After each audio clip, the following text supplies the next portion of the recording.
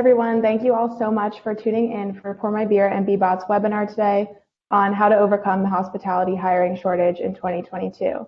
We know this is a very hot topic in the industry right now, so we're really excited to bring 3 industry professionals to give you some strategies and solutions that you can implement in your own operations. I'm Haley, the Content Marketing Manager at PourMyBeer. And for anyone who isn't familiar with PourMyBeer, we're a self-serve dispense technology giving customers access to beverage of their choice. Our liquid agnostic tech serves everything from beer, wine, and cocktails to more unique drinks like kombucha, cold brew, and soft drinks. We teamed up with our partners at Bbot for this webinar, and Nicole, the VP of Marketing at Bbot, will be co-hosting this event with me. Nicole, do you want to pop up and tell the audience a little bit about yourself and Bbot? Yeah, absolutely. Thanks, Haley. So Bbot is a leading digital order and pay solution for both on and off-premise ordering. We've essentially built a flexible platform that can help your business increase revenue and reduce staffing costs without compromising on, the awesome hospitality that you're known for and the guest experience. As the VP of Marketing here at Bbot, I oversee the company's growth efforts. That includes everything from brand and partner marketing to events, our digital channels, and content. That's enough about Haley and I. So we'll be co-moderating this awesome panel today. But a little bit about you who are joining in on this webinar. Who is this webinar for? We've outlined 4 categories here. The first is anyone who is owning, operating, is a founder of a business within the hospitality industry. So whether it's a restaurant, bar, brewery, if you've got some kind of hospitality, a restaurant or hospitality business, we think this webinar is going to be really useful to you. If you're involved in hiring, so you're a general manager, you're an operations manager, you're in someone involved in that interview, staffing, hiring process, we hope you'll walk away with something valuable. Hiring agencies that help operators within the hospitality space as well. And then really, truly anyone who is having trouble finding good staff today, we think you'll walk away with some valuable tips and best practices from the expert operators we've lined up who will be speaking on today's webinar. And in terms of the webinar today, we really have 3 goals for those of you that are joining us. We hope you'll walk away with some learnings in each of these 3 key areas. The first is how to find and hire high quality talent. We know that there's a shortage out there in terms of staff, in terms of good staff. So we're going to give you some tips on how to find and hire the right people. And then retention continues to be a big issue. So how can you retain those staff once you've brought them on? And then how can you think about operating maybe in a different model or a different way such that you can operate at maximum efficiency with maybe a different staff makeup or rethink your operations a little bit. And I think this last piece is going to be really valuable. So I definitely recommend sticking around through to the end of the webinar. So in terms of how we're going to, run through these 3 key elements today, we're excited to have 3 successful hospitality industry operators here with us. 2 of them are actually PourMyBeer operators, and 1 is a Bbot customer as well. Our first speaker is a joint Bbot PourMyBeer customer. It's Gardy Desrouleaux. He's the managing partner of Craft Food Hall. Gardy, can you jump on, say hi, and tell us a little bit about yourself? Hello, everyone. Thank you for allowing me to be here. Like Cole said, my name is Gardy Desrouleaux, and I've been in the industry for quite a while. We're on my 16th year now, and I've had a blessing to be successful with Bbot and PourMyBeer, and it's been a blessing to see our Love platform be integrated and help all of our team members be successful as well. Fantastic. Thanks, Gardy. Our second speaker is Kevin Curley. He's the owner of RegionAle, a PourMyBeer location in Maryland. He's the owner and operator there. Kevin, can you tell us a little bit about yourself and your background in hospitality? Yeah, absolutely. Thank you so much for having me. So my name is Kevin Curley. I own 2 RegionAle locations, 1 in Baltimore and 1 in Ellicott City, Maryland, with hopes to grow an additional 2 units this year. I've worked in the restaurant industry since I was 16, all the way from dishwasher all the way up to executive chef. I went to culinary school at the Culinary Institute of America and Cornell University, the hotel school there. Absolutely love everything about the restaurant industry. Could not imagine being in any other industry, and super excited to share some tips with you all here today. Fantastic. Thanks, Kevin. And last but not least, our third speaker, Shana Watts. Shana is a hospitality general manager with over 20 years of experience in this industry, so she's seen it all. Shana, can you pop up and tell us a little bit about yourself? Sure. Thank you for having me. As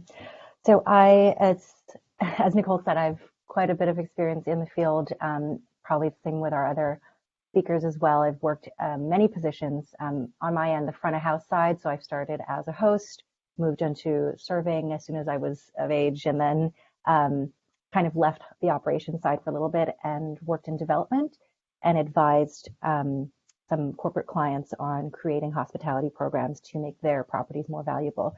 And so now I've come full circle and general manager of one of the properties that I helped develop.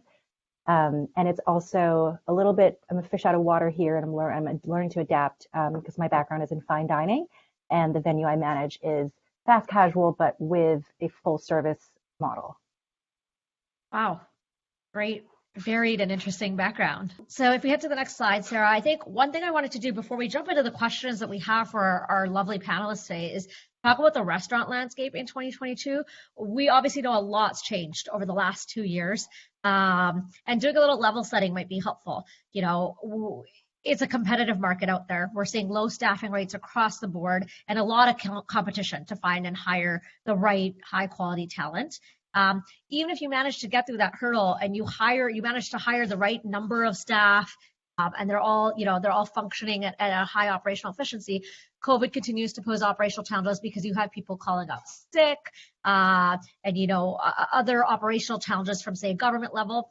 So one of the things I want everyone on this webinar to think about as we jump through, the next 3 sections in terms of finding and hiring great staff, retaining them, and then rethinking perhaps how you can maximize your operations is exactly that. How can you rethink your operations?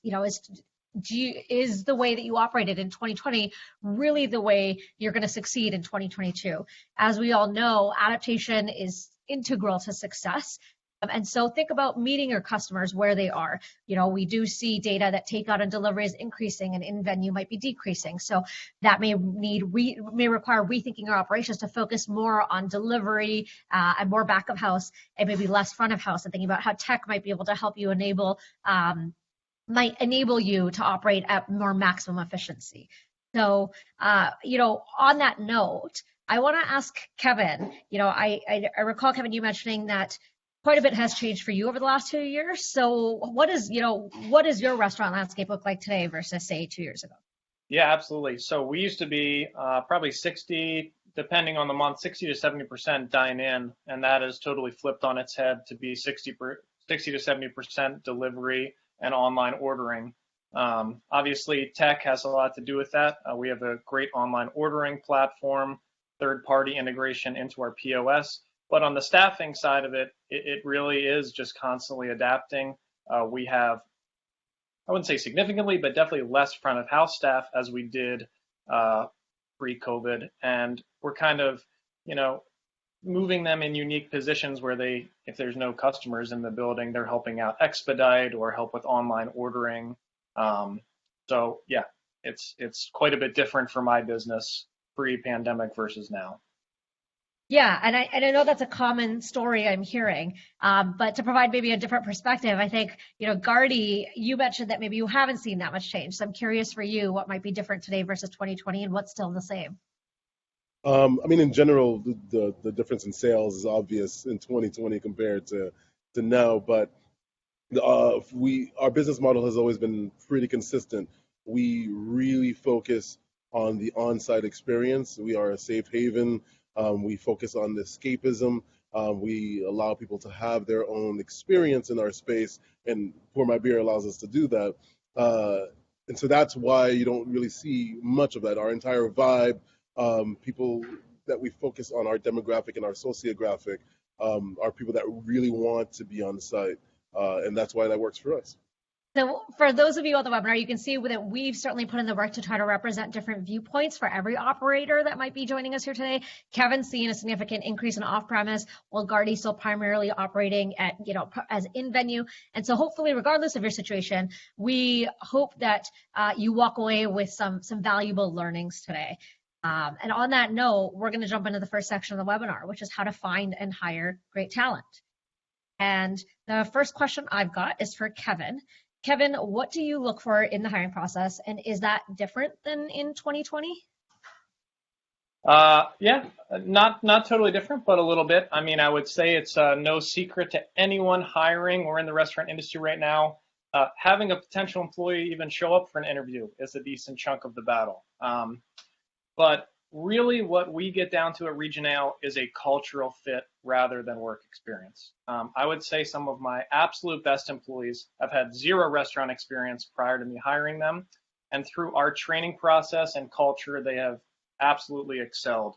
And someone who's really important to me and my career and who I try to base my hiring strategy on is Danny Meyer. I'm not sure if anyone has read the book Setting the Table. If not, I highly recommend you do so. And there are some bullet points on this slide that kind of highlight his strategy to get into it a little bit more. So let's just go down them. Optimistic warmth. This is just an employee who, right when you meet them, shows genuine kindness, thoughtfulness, kind of that glass is always half full mentality, which is so important in the restaurant industry. Intelligence. This means more just an insatiable curiosity to learn. So you want someone that when you hire them, they're willing to put in that extra effort to learn the job. Work ethic. This is the restaurant industry. Obviously, most people have great work ethic and you want to hire those people. Empathy, a sense of awareness, care, connection for others. Self-awareness, an understanding of what makes that employee tick. And integrity, being on time, honest, and superb judgment. So I think just quickly a key takeaway from anyone listening to this panel, historically restaurant owners have done a terrible job hiring people. It's usually someone quits, the next day we're trying to fill that position as fast as possible. It's not entirely our fault. This is a competitive workplace, extremely high turnover, but I think if you hire effectively and do it right the first time, it can alleviate a ton of time and headache for managers and owners. I think creating some sort of scorecard to highlight the mission of each role, the outcome you expect, and really asking pertinent questions during the interview process, which we'll get into in the next few slides, is very important. Can't argue with any of that. I 100% agree. Gardy, did you have anything you wanted to add? No, I mean, to piggyback off my counterpart here, he's absolutely right. We've done a horrible job historically hiring, but it's also the retention, which we'll touch upon a little bit in the later parts of this. But while hiring, it's extraordinarily important that we identify with them and identify with what they're looking for to be able to retain them. And that helps us get into the qualities of hiring these people. I agree. So that's, I think one of the big takeaways I certainly heard from you too, previous to this, is make sure you're reflecting back those qualities that you're looking for in an employee during the interview process, and make sure you're exhibiting patience, kindness, humility, forgiveness, trustworthiness, and the Danny Meyer qualities as well, to ensure that you're going to find like-minded people. I absolutely echo all of those sentiments. Not much for me to add there. I'm a big fan of Danny Meyer as well, having worked for one of his proteges, Will Guidara. So, I mean, especially the last point, Nicole, it's more about do as I say, not say what I. Somebody help me out here, but you know what I'm talking about. Do as I do, not as I say. Do as I do, not as I say. I think that's very important to lead by example and really kind of project the same energy that you're wanting to receive back from your staff. Right. Yeah. So thanks for jumping in, Shana. My next question is actually directed at you. As an interviewer, how can we help those on the call that are doing the interviewing nail it from behind the table? Now that we know what qualities you want, how do you really suss those out in an interview? Are there ways to phrase questions to get people to tell the truth? Are there any questions that you use that just really you think are winning questions that operators might be able to take away from this webinar today, or any questions that are the wrong questions? Sure. Let's start with what questions I would shy away from. Your kind of run-of-the-mill interview questions, which are, what are your weaknesses? Where do you see yourself in 5 years? Why should I hire you? For hospitality staff, these tend to be more intimidating. For the most part, if you're hiring, especially service staff, it's more of a short-term thing for them, unless they're kind of career fine dining staff. So I kind of just keep it broad at the start, like what is teamwork to you? What is hospitality to you? And then kind of zero in on what was one area that your manager asked you to improve on? How did you apply it in your day to day? And then I'd like to get to know more about their personalities. So asking them what hobbies they have, what passions they have, what can you tell me that I can't find in your resume? I do really think that question of what is one thing your manager said you could improve and how did you kind of do that? How did you follow up on that? Is such a fantastic question to ask, because I think sometimes we can fall into the trap of asking that question of like, what is one thing you could improve or what is one thing you could do better? And I think sometimes people are taught in interviews to kind of give that perfectionist vibe and pick something surface level. But when you ask them, hey, what's something your manager actually told you to improve? Or if I were to call your manager today, what would they say is something that you should work on, that you could really work on improving? I think it gets to the bullet one here, which is it gets people to kind of think through that and tell the truth rather than come up with some kind of superficial answer. So I love that, Shana. Exactly. And, as everybody on this call knows, every operation is different. Every service model is different. Every business is different. We all have our way of providing service to our guests. And so it's important to stress to the employees when they start that just because you did things a certain way at your previous restaurant, we might do things a little bit differently. And so kind of sets the tone of having to adapt to our service model and our specific hospitality program. Fantastic. Gardy and Kevin, do you have any interview questions that are just you feel like hit the nail on the head and always help you decide that whether that person's the right hire? For me, it's when are you most immature? Because I love having them figure out that they can be relaxed in the interview process, because I know when I get with my brother, I am no way the same as I am with my team members. And so, you get that big smile, just like you just did, Nicole, from them, because they start thinking about when were they last immature, whether it's with their spouse or their family member, and they can't really hide away from that smile. Then, when they say they can't think of it, and I said that's a lie, because the smile just told me 1,000 times that you're lying. Right. I'm picturing that one. Sorry, what was that, Shana? Said I'm stealing that one. By all means, love. I mean, all I could think of, Gardy, when you asked that question is me having dance parties with my dog in my living room. So, that's... Kevin, any questions that come to top of mind for you? Yeah, I think a really good one that I always try to ask is, how would you rate your previous bosses? And I really do think that people quit jobs based on their bosses. So, and I think that really gives you a lot of insight as to how their last job was. Is this an employee issue, an employer issue? Kind of flips the interview onto them, where it's not necessarily themselves talking about what they were doing, but what people above them were doing. So I think it gleans a lot of insight by asking that question. Yeah, and to add to that, I think one other thing it tells you is how do they phrase that? How do they talk about it? Do they say it was fully 100% the boss? Do they kind of talk poorly about the previous boss, or do they frame it in a kind of a diplomatic way? So we talked about the qualities we're looking for in the hiring process, and then how to ask the right questions to dig out whether that employee truly has those qualities. I want to switch gears a little bit, because getting someone to show up to the interview, as Kevin mentioned, is half the battle these days. So how do you differentiate your business to potential employees, and how do you differentiate yourself from your competitors? Gardy, I'm going to start with you. How do you stand out from the crowd? Well, what's really important is our culture foundation. So it really has a strong piggyback off of our qualities that we're looking for in a team member, because our foundation is love. So our company policy is you don't have to like anyone, but you have to love everyone. And so we exhibit the patience, the kindness, the humility, the forgivingness, and trusting, and also hopeful. A lot of team members come to us. We work in a broken environment, in a broken industry, and we have broken team members. And so, do you identify hope in them? Do they identify hope in you? And so, with that is that big human aspect of what we're looking for. Assuming you understand your economics, it's important to think about how your benefits relate to the human aspect of your team members. And so for us, we pay 100% of health insurance, 100% of vision insurance, 100% of dental insurance. We have unlimited paid time off because we believe that if you have 3 weddings to go to one year or 17 weddings to go to the next year, you should be able to do that. And that adds on to that human aspect. I'd heard this year was going to be a big wedding year, but 17 would be a lot. I hope no one has that many to go to in a year.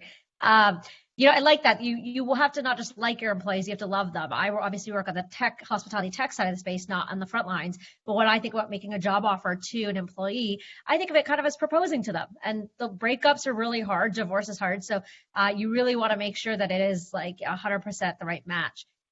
Kevin, if we have operators on the webinar that can't offer 100% coverage for medical, dental, vision, what can they do to stay competitive within the marketplace?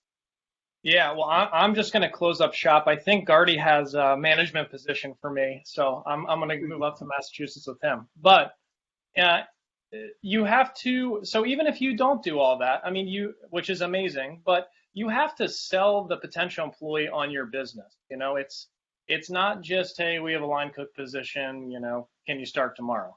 People want to work in a company where they feel valued, and that you have to differentiate yourself. So I was on a webinar a long time ago. This has always stuck with me. It was a guy who owns a company who helps literally people hire. And he had the 5 F's of selling. And the 5 F's, selling your company during an interview process. And the 5 F's were fit, family, freedom, fortune, and fun. So is it a good cultural fit? Is it to give you the freedom within the job to grow? Fortune, is this going to be a good deal? This is going to be a good deal for you and me. And this is going to be a fun place to work. And I think if you sell the potential employee on your business, you'll have much more success in hiring. Oh, those are some fantastic apps. I might get you to send those to me after the webinar. I'm going to save those. Shana, anything you might want to add here in terms of how you differentiate your business to potential employees? And then I see we've got a couple of great audience Q&A questions that have come in as well. So we're going to get to those next, so don't go anywhere. But Shana, anything to add here?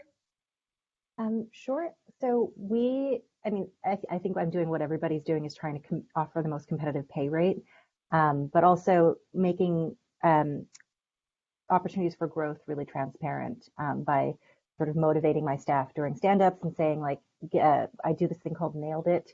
And these are unexpected sort of, it sounds a little cheesy, but we have a little kind of board in our break room that has gold stars next to each other's name. And anytime somebody nails it, I'll put a star next to their name. And I do this because a lot of my staff actually has no previous hospitality experience. I do a lot of hiring based on culture fit and personality.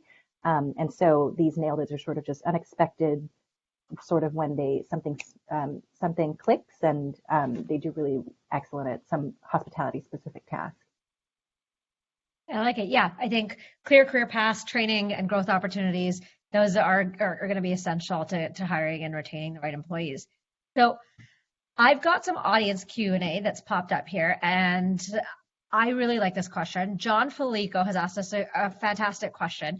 He feels that we're actually putting the cart before the horse. In his world right now, if they have a pulse, he would hire them.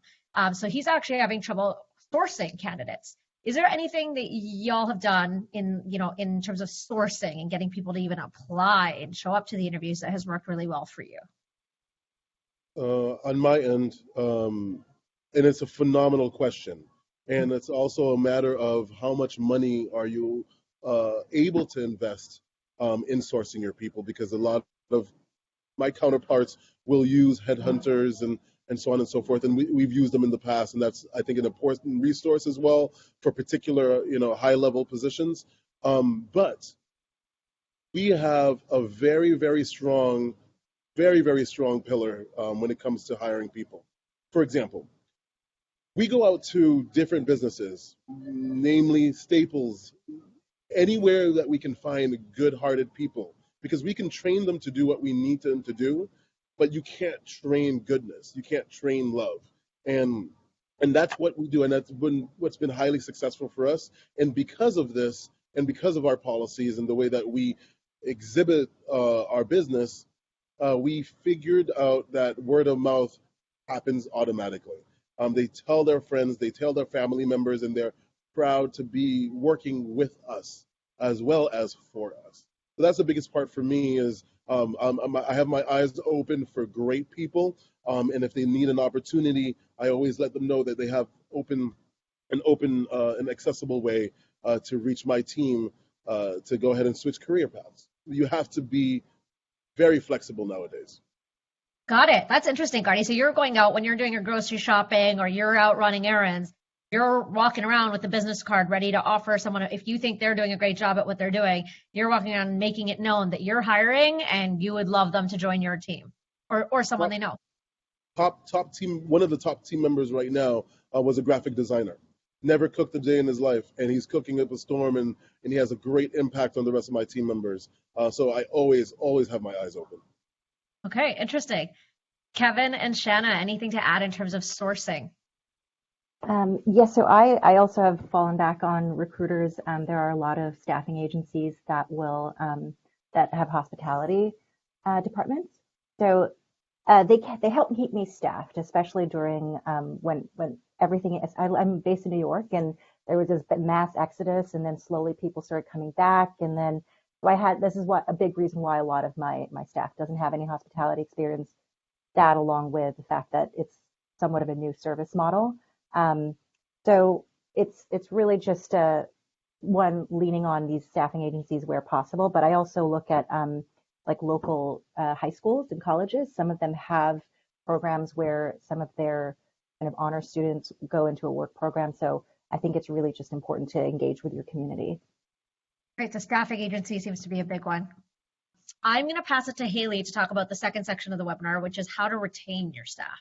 Thanks, Nicole. Like you just said, we're going to transition to our next section. So now that we've learned how to find and hire great talent, how do you retain that talent? So in this section, we'll discuss how you can train your employees, implement new safety protocols, and incentivize your staff to increase your overall retention rate. So my first question is for Gardy. Could you start us off here and talk us through your onboarding process and how it contributes to employee satisfaction at Craft Food Hall? Right, and it starts very simply. It's onboarding. We know the boring paperwork and handbooks and manuals and all of that, but we then transition into the fun part with the orientation, because the orientation, obviously, they get to know you, but we make it a point that they speak to every team member in our four walls so that they understand our culture is pretty consistent from the dishwasher all the way up to executive positions. And on top of the orientation process, they're getting that firsthand experience on the trusting and the forgiving, and they're seeing right there in front of them what happens when mistakes are made or problems arise, and that's important. And obviously, you jump right into your specific station training or training in general, and at that point, they understand even further what's expected of them. For example, we don't have company reviews, annual, biannual, or whatnot. We have day-to-day reviews. You know right there at this time where you stand. So no one ever goes home feeling like they have a quote-unquote bad day because they don't know where they stand. Everybody communicates with each other pretty successfully, and that's a huge part of our retention and our training system. So it's onboarding, orientation, and then the general training, but a lot more emphasis on where you stand. Definitely, and the feedback is super important, and we'll touch on that a lot later. Kevin, could you talk us through any of the training processes you're implementing at RegionAle? Yeah, absolutely. And so I'm guessing most people on this call are independent restaurant owners. Obviously, big chains have an advantage in terms of training because they have tons and tons of material and online training materials, which are usually extremely costly per month. But there is something that I have found extremely effective. It's called RegionAle. It's a $99 flat rate per month. You can build all your stuff online. It pushes it to all your employees. I've used a lot of QR codes for training. So I've made little videos and pictures to help with training, And now, granted, this is going to be quite a hefty workload at the beginning, but I promise you it'll pay dividends for you in the long run in terms of consistency of training. Everyone knows what is expected of them. Maybe give you a little bit more free time in the long run. That's awesome. Definitely great to create an automated solution there. Shana, do you have anything to add? I'm pretty old school. We still stick to training manuals and checklists here, but I do like the idea of this, which is it called RegionAle? I'm getting tips from this webinar too. Yeah, it's called RegionAle. And sorry, that's not, I mean, we definitely still use that, which I think is, I don't think there's any way to get around checklists because those are life-saving in the restaurant industry, let's be honest. Yes, I exactly. use a checklist. The checklist and then the signing off on the side work, because then you always have to go back into the checklist and be like, you put a check mark here. Did you actually do that? Awesome. Thank you all for answering that question. So moving on to the next one. Shana, could you walk us through your safety protocol for staff during COVID-19 and how you've adapted to the new regulations? So yes, regulations. Here in New York, we're very heavily regulated, bars and restaurants, that is. Let's see. So, I mean, first of all, it's masks and gloves. All my staff always wears masks and gloves, and anytime they're clearing plates that have food on them, I recommend they change their gloves to avoid any sort of contamination or getting any themselves or anybody else sick. We use contactless ordering and payment, thanks to Bbot. But that was something that we implemented actually before COVID, but it actually lent itself pretty well to COVID as well. And then if somebody is exposed or tests positive for COVID, we make sure to give our employees a sense of security, knowing that they don't have to worry about losing out on pay. So if somebody tests positive, we ask them to quarantine at home for 10 days and we pay them for all of the shifts that they were scheduled for. If they were exposed to COVID, they can only come back to work once they test negative via PCR test, and we will, if there are no tests available, sometimes here in New York, depending on the waves, there are no tests available and you have to pay $250 to get a rapid PCR test. We will cover that cost for them so that they can come back to work. And let's see, what else do we have to do? I think that covers it. It's really just kind of letting our employees know that we really care about their health and safety and really enforcing mask wearing even amongst the guests as well. Definitely. Transparency is super important with your employees as well. So my next question is also for you, Shana. We've discussed having open communication with employees. We kind of touched on feedback a little bit earlier. How do you collect feedback from your employees? Generally through stand-ups. We always have a section in where we invite feedback, but I think it's important for me especially to just say hello to my staff every day. If I pass in the hallway, greet them by name, ask them how their day's going, get to know a little bit about their lives, because if I don't do all of these small things, then they won't feel confident to give feedback, especially in a stand-up where it's a very public setting. And this also kind of gives them confidence to come to me if there's anything that the management team can't resolve. It's just letting them know that my doors are always open. I don't use any tech, but I'd like to. I know that Kevin and Gardy will probably talk about some tech use here, but I think that's probably a more effective way to gather feedback, just because most staff don't really have the confidence to kind of say it in person. Gardy or Kevin, could you share any tech that you're using to collect feedback from employees? Absolutely. On our end, I think everybody's used to the digital red book type of situation, journaling, or even if you're still doing manual journaling, to be able to communicate to your management team. But overall, we have ShiftNote, which we feel was a great flexible platform to add different sections and topic points for to grab feedback from your team members, because it's guided. It lets them know, okay, well, what do they need to communicate every day? Now, we added another piece called the Truth Corner, and the Truth Corner is without fear of reprisal of any form. We let them write down how they feel, obviously respectfully, how they feel about anything, about how a guest treated them or how a team member reacted to something, a change, systems change. And it's pretty raw. It allows them to communicate that way. So then you can take that information and really fix it really quickly.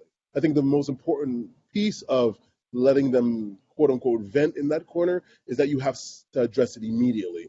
And we take a mediation approach, which means that everything gets spoken to face. It's not a digital war, just like that's happening in our society right now, where everyone's hiding behind their computers and writing everything. The moment that something appears, we have to address it face to face, find out the solution, and it makes for a strong culture when you do that. Definitely, that's awesome to have such open communication with your employees and probably create such a powerful relationship there. So thank you for sharing, Gardy and Shana. On to the next question. Gardy, I know you mentioned earlier that you offer unlimited time off to all of your employees. Kevin, how do you manage paid time off for your employees at RegionAle? Yeah, absolutely. So we have a 10-day PTO policy for all management. I also give key line level employees who have been with me for over a year 5 days paid vacation. And I think, giving that time off is so important, especially in an industry that is so time demanding. But we are also in an industry where if you're down an employee, the operations suffer, obviously. So, line level employees that maybe don't get PTO, in my personal restaurants have found it best to let the employees figure it out. You're dealing with, sometimes people want all 40 hours a week. This is their only job. They need the 40 hours a week, but we also don't want to be so demanding that they feel like they can't have any time off. But I've felt when I've kind of stepped in and tried to help them, there's always repeat offenders that are always taking off and not covering for other employees. So kind of the best way that I've figured PTO is helping employees when needed, but kind of letting them figure it out. And that really has created a sense of camaraderie in the restaurant that I've found. When employees are covering each other, no one feels like they're getting the short end of the stick. And that's just what has worked best for me. Definitely. And going off of that question, Kevin, do you offer any other programs that are incentivizing your employees and wanting them to stick around? Yeah, and this kind of gets back to the question about how to find good employees. So a lot of the best employees that I have had have come from a referral bonus. So I'll have staff that currently work for me. I'm constantly putting in front of them, hey, if you have any friends that are looking for a job, please let them know about it. That employee who refers an employee that comes in, if that employee stays for 3 months, they get a $250 bonus. It has worked so well for me, I might even increase that. I couldn't speak highly enough about, good employees that you have will most likely, in my experience, only refer other good employees. So I think that's really best case scenario. And Gardy or Shana, do you have anything different that you offer your employees? No, not on our end. I mean, I feel that Kevin figured it out. On our end, again, it's just been pretty consistent on the word of mouth due to our culture. And it's going back to the question about managing PTO. We actually use 7 shifts to schedule all of our staff. And it's got a really easy to use UI, and we can also track PTO using that platform as well. Awesome. Thank you all for answering these questions. We are running a little bit short on time, so I want to respect everyone's time. If everyone can continue asking your questions, we'll follow up at the end of the webinar with the answers, and we'll let you know who's going to win those gift cards. So I'll pass it over to Nicole for our third and final section, and she can take it from there. Awesome. Thanks, Haley. So we've covered how to find and hire, high quality staff, how to retain them. I think this next section will switch gears a little bit, and we're going to talk about how to operate at maximum efficiency in a different model, perhaps, than previously. So that how can you rethink your actual operations so that maybe you can operate perhaps with less front of house staff, or we're going to get into like the various setups here. But my first question in this section, and this might be, I think it's my favorite question of the webinar personally. So for those of you who like to screenshot slides or take notes, this is where I would take notes personally, is, how do you all use tech to lighten the load? We know today, no matter what you do in terms of sourcing, finding, hiring, asking the right questions, building good retention programs, that even still, you might not be able to hire. If you need 20 employees, you might have to operate with 15 today, and that's just the reality of it. Or if you've hired all 20, 5 of them might call out sick because they've caught COVID. And so how do you guys find ways to use tech to lighten the load? And I'm going to start with Kevin. Sure, yeah. So I think me and Gardy both use Toast point of sales, which in my opinion this isn't an infomercial for Toast, but I think it's absolutely the best point of sale system for small to medium-sized restaurants.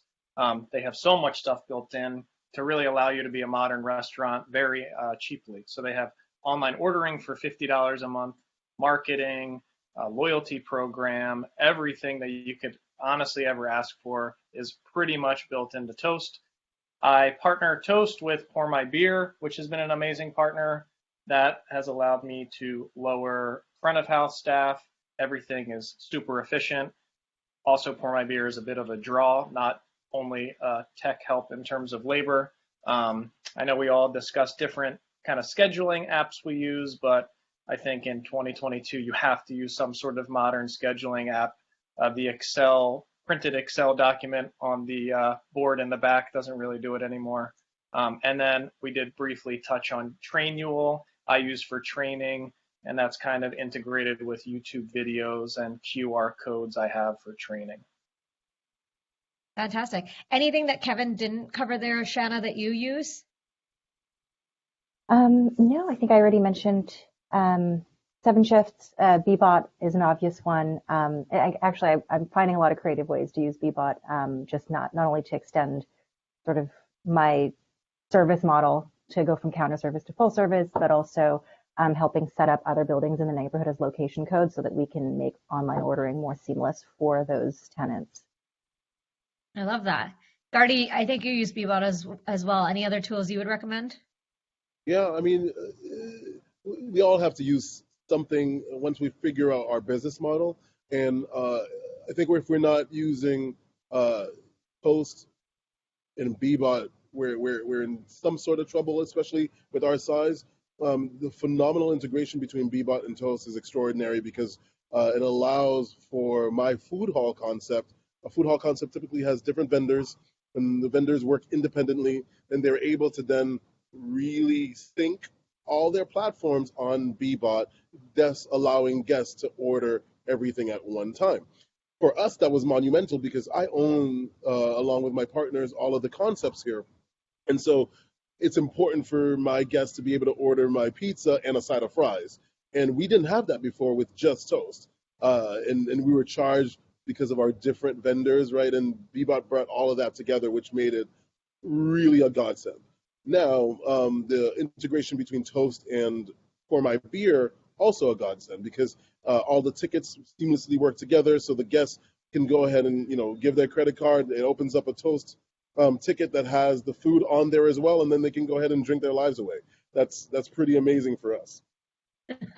I love that, drink their lives away. That should go on PourMyBeer's next marketing campaign. So if we head to the next slide, I think getting even really granular with this, the reality today is that, you might still be short staffed even if you manage to find, hire, train, retain the right staff. So how do you ensure that you're operating in the green with less staff? I think, Gardy, I want to start with you because you do have this interesting food hall concept where you're using both Bbot, PourMyBeer, and Toast. So operating in the green is phenomenal. So what Bbot did for us, it also creates a QR code, right? And so we have no cashiers, right? So all of our QR codes are posted somewhere, and so that's one less team member or two less team members because you need to either have 1.5, 2, 2.5 to be able to make sure you cover your entire schedule depending on your hours, right? And so that's obviously less labor there. And then on the PourMyBeer side, which is a self-pour system, it allows me to not worry about first waste. So all those dollar amounts, what it does is typically a bartender would bleed the line and everything comes out, and then those are dollars and cents. We charge the guests for those dollars and cents. So we we allow them to pour the first one. They see how they're supposed to properly pour, and it's a direct tap system, and so that means that there's no long lines. So they're able, if they pour correctly, able to directly pour a beautiful pour. And then obviously if you don't have a bar, then you don't need a bartender. You'll have your management available to answer any questions, but the guests create their own experience. And so that's the granular. You just need to figure out what systems you could put in place to reduce your labor model. Love it. And I think, Kevin, you've used the PourMyBeer tech in an interesting way, right? Do you want to speak to that a little bit? Sure, yeah. So I have 2 restaurant locations. The first one does not have PourMyBeer. The second one, we integrated it. I mean, so it's still a fast casual sandwich shop. We just thought PourMyBeer would be an absolute perfect fit. The name of the restaurant is called RegionAle, so it needs to make sense that we have quite a bit of beer. But it works absolutely perfect in that fast casual setting. I mean, you're getting your food quickly. You kind of, again, as Gardy said, create your own experience, make your own flights. I'm sure everyone on this call already knows this. But what it really does is it allows us to have one single cashier that has, I don't know, 20, 30 tables at one time. So you can imagine the amount of tips that they're bringing in along with online orders, quite a bit higher than what a normal bartender would make. Absolutely. And I think that's something to drive home is that, some of these technological efficiencies really allow the staff to serve more tables or more customers in the same amount of time, which is essentially either more tips per staff member, or it allows you to pay them higher wages because you're getting that instant reordering, that self-service, instant gratification that leads to increased check sizes. Yeah, Nicole, if I may. Sorry, I apologize. I think one important thing as well to maximize the pour tech is that we also have phenomenal team members inside that have created liquor cocktails, and so that's on our wall as well. And so that augments our percentages when we're selling to these guests as well. Oh, interesting. Nice. I kind of want to try that. I'm gonna have to come out there, Gardy. Mimosas and chocolate martinis are amazing. Oh, chocolate martinis. I can't drink right now. You can't really see it, but I'm 7.5 months pregnant. But give me 2 months and I'll be there. Wow, you look fantastic. Shana, I know you're mentioning Bbot. It sounds like has allowed you to maybe increase your reach by putting QR codes out into the community, and also has allowed you to adopt a bit of like a unique full service model. So can you tell me a little bit about that? Yeah, so I mean, for all the reasons that Gardy and Kevin have already been, single checkout from multiple eateries is really useful for me.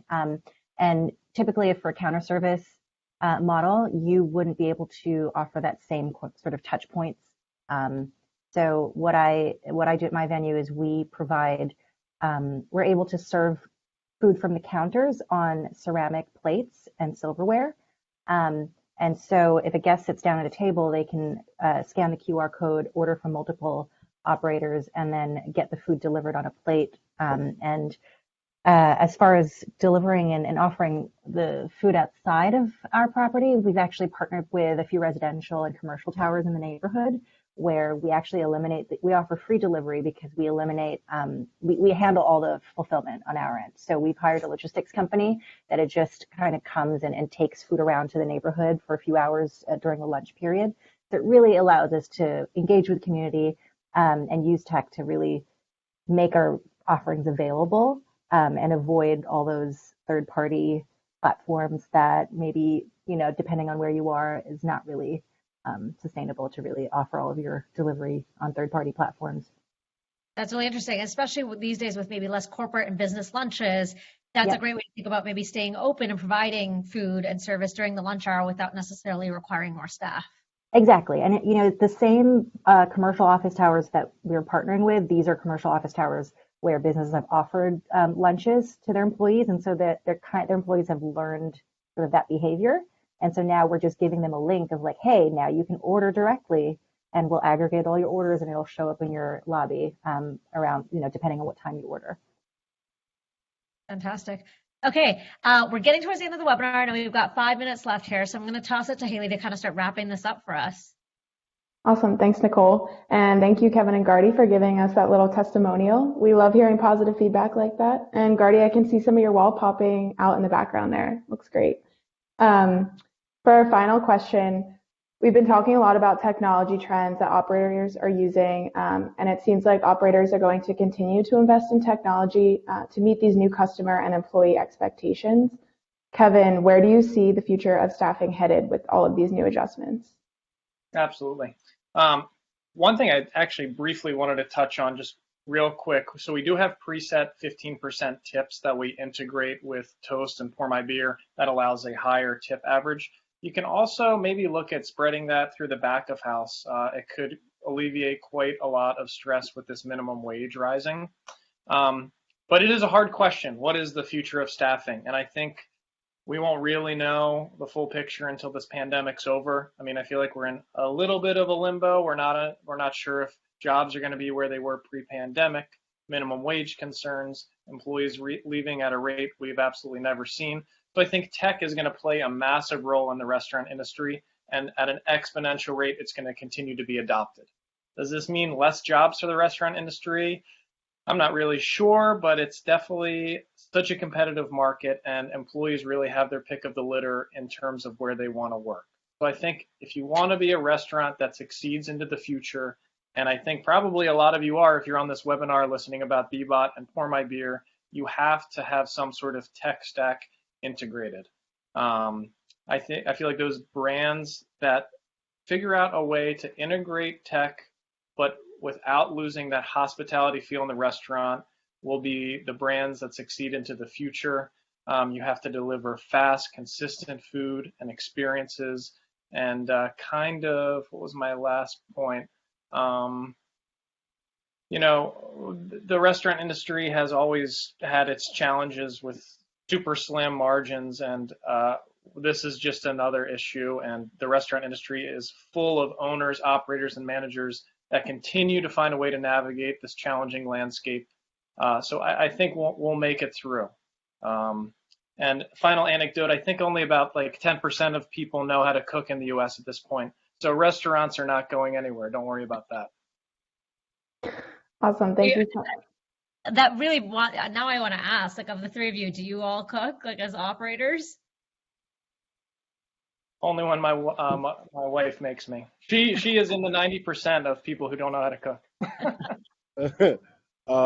My father taught my mother. I taught my wife. So yes, I very much needed to know how to cook, especially to start this concept. But to piggyback off Kevin as well, really quickly, the restaurant industry are resilient people. Again, we've been broken for 450 years. We're not going anywhere. But it is a calling on owners to think differently and to do things differently, and especially on treating team members and accounting for the human aspect and the love aspect of our industry.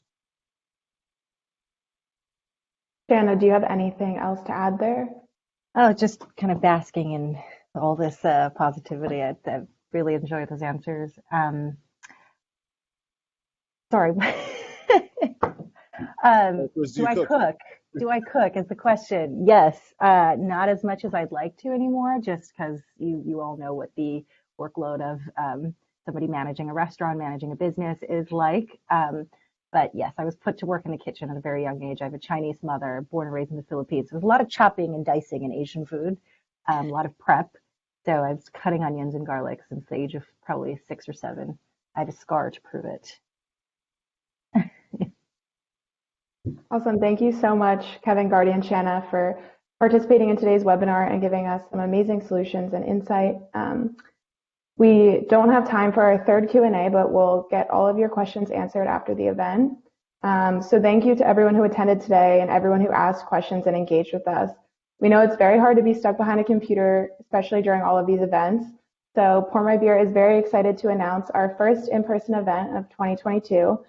It'll take place on February 28th at District Brew Yards, which is a PourMyBeer location. It's actually a brewery collective. So they have 4 different breweries under one roof. It's a really unique venue, super cool. Anya, the VP of Marketing at PourMyBeer, will be speaking with Greg and Steve, the co-owners, and asking them how they took their idea to a reality. So if you attend, you'll get to ask them questions, mingle with other self-pour operators and industry professionals. You'll get to eat some amazing food and pour from their PourMyBeer wall. If you'd like to attend, you can register at the link on this slide, and we really hope to see you there. Now I'll pass it to Nicole to talk about Bbot's latest resource. Yeah, absolutely. So this one actually just went live today. So if you go onto the website, onto the little URL there, which I'll share in the chat as well, and download it, you'll probably want to be one of the first people to get this. We've talked about tech a lot today, and we certainly know at Bbot that it's not a one-size-fits-all solution. You know, the tech that works for Kevin might not work for Gardy, might not work for you. So we've actually done the legwork for you and compared all the major players within the hospitality tech space, and written up, you know, some of the leading and some of the dark horses within, you know, POS, loyalty, digital ordering softwares, self-pour technology, and we've collated them all into this one guide. So if you are out there looking to find new pieces of tech that might help you, that might be like a nice supplement to your current operations, this report is a great place to go to just start doing some research around tech that might help enable you to run more efficiently. And you can download that at that little URL there, which I'll also just paste into the chat real quick.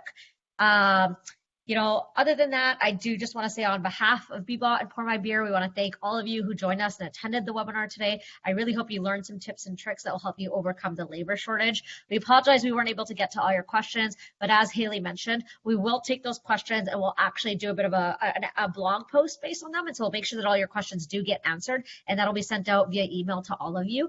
To Kevin, Gardy, Shana, you were absolutely fabulous. Thank you so much for extending your knowledge and sharing it with the rest of us. And then for those of you who were lucky enough to ask some good questions that did get asked during the live webinar, I think, John, one of yours did get asked. Keep an eye out for an email from us to claim your Amazon gift card. We'll probably pick out a couple more as well that we thought were great that we couldn't get to. So check your email boxes for the recording of the webinar, the Q&A, and then your Amazon gift cards. We hope you all enjoyed the webinar today and learned a lot about the changes you might be able to implement to overcome the hiring shortage that is persisting. Have a fantastic day, and thanks for tuning in with us. Cheers, everyone.